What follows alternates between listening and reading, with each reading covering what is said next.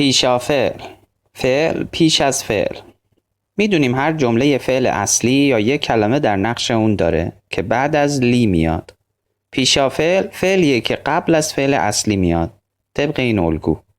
مهمترین کلمه هایی که میشه به عنوان پیشا فعل به کار برد اینان: اون، لوکین، کاما، کن، ویله.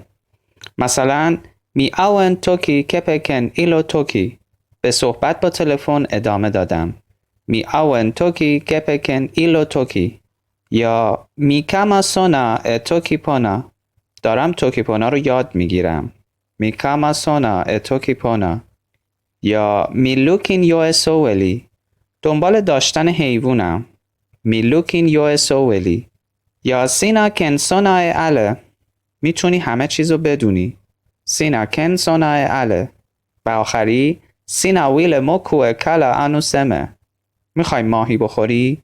سینا ویل موکو کالا انو سمه. حالا این جمله ها رو شما بگین.